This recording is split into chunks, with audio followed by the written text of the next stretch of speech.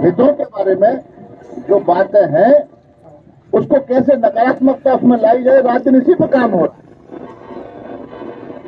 आज प्रदेश का शिक्षक कुछ नहीं मांगता। प्रदेश का शिक्षक कह रहा है कि भाई हमें सम्मान से नौकरी करने दो। प्रदेश का शिक्षक कह रहा है कि हमारे वेतन से खिलवाड़ मत करिए। लेकिन आज पूरे प्रदेश के शिक्षक के सम्मान से, अभी उस दिन पहले मसले उठाए थे, अभी कल सीतापुर का प्रकरण सामने आया कि रोजगार सेवकों ने कह दिया कि विद्यालय की उपस्थिति जांचेंगे। ये इस प्रकार की जो चीजें हैं, पुरानी पेंशन की बहाली, आपकी पदोन्नति, माध्यमिक में 1500 तदस्थ शिक्षक जो 30 साल से नौकरी कर रहा था, एक दिन में निकाल दिया नौकरी से। 1500 शिक्षक एक दिन में, जो 30 साल से नौकरी कर रहा था, उसके परिवार को एक दिन में सड़क पर ला दिया। पुरानी पेंशन की बहाली हो, आपकी सेवा शर्तों की बात हो, पदोन्नति की बात हो, ट्रांसफर की बात हो, मान सम्मान की बात हो, शिक्षक की गरिमा को, शिक्षक के मान सम्मान को रौंदने के लिए अधिकारी काम जाने अनजाने होता था, हम समझते थे। लेकिन आज अधिकारी बैठ करके पॉलिसी बना रहे हैं कैसे शिक्षक को अपमानित किया जाए। लखनऊ में जिसका घर अपने कार्यालय से 1 किलोमीटर की दूरी पर है, उस पर गाड़ी है, सरकारी गाड़ी है, ड्राइवर है, उसकी उपस्थिति फेस रिकॉग्निशन पद्धति से नहीं हो रही है।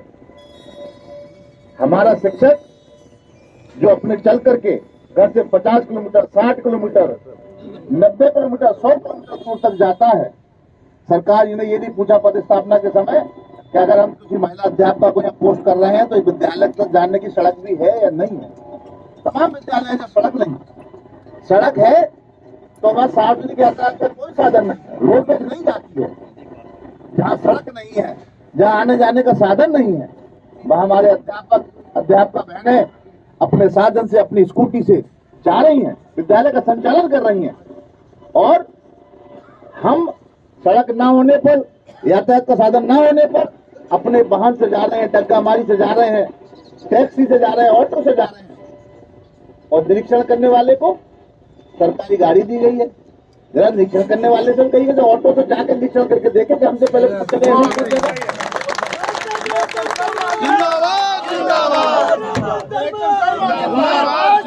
साधन से आप हमको जाने के लिए आपने छोड़ दिया है, उसी साधन से निरीक्षण वाला जाए। मैं आपसे कहना चाहता हूं, इस प्रदेश में 1500 वाहन,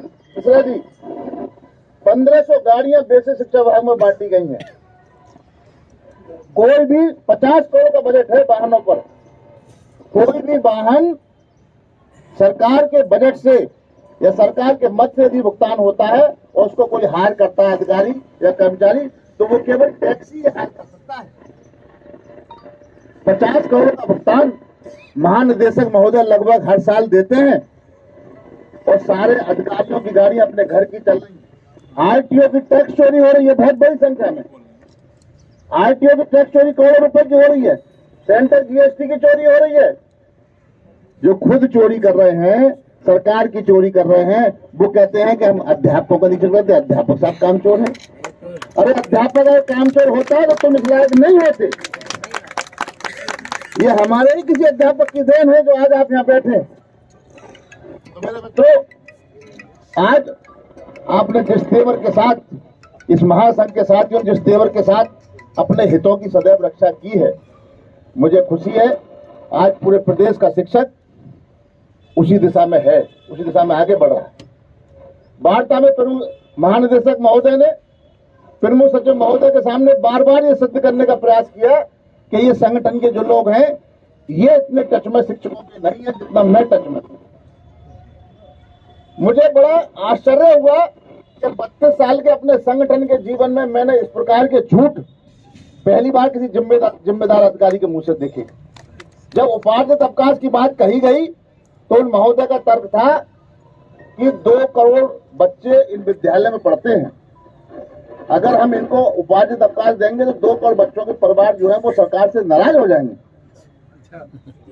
आप देखिए, हमने कहा अगर 7 लाख बेसिक के, माध्यमिक के और जीआईसी के शिक्षकों को देने से 2 करोड़ परिवार लोग सड़क पे आ जाएंगे, तो डीजी साहब आप ये लेते हैं, प्रदेश का 20 लाख कर्मचारी लेता है, तो पूरी जनता सड़क पे आ जानी चाहिए थी, नहीं आई।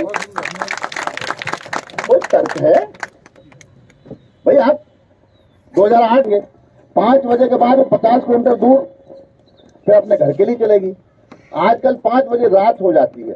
सीतापुर की घटना का मैंने एग्जाम्पल दिया कि सीतापुर में एक अध्यापक के साथ में घटना हुई थी, तो एक अधिकारी क्या कह रहे हैं कि कोई भी बीआरसी शिक्षक के घर से 10 किलोमीटर की शादी दूरी पर नहीं है। अब बताइए इसको क्या कहेंगे आप? जानकारी क्या इससे बड़ा झूठ आप देखेंगे? जानकारी सब है, मक्कार है।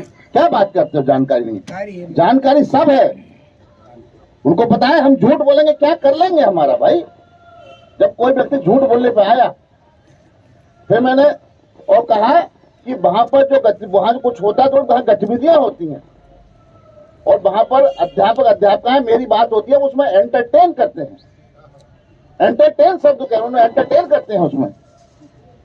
पूरी बूंदी, पूरा हर बिंदु पर मैं वार्ता करूंगा।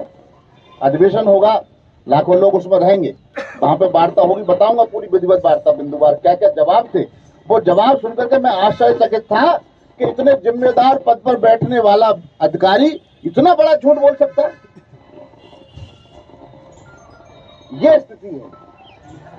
अगर आप सूचना ना दें तो आपका वेतन तत्काल रोका जाता है। 1 साल से पदोन्नति की प्रक्रिया चल रही है, किसी अधिकारी के खिलाफ कार्रवाई हो तो बताइए। एक अधिकारी के खिलाफ कार्रवाई नहीं होती है। आप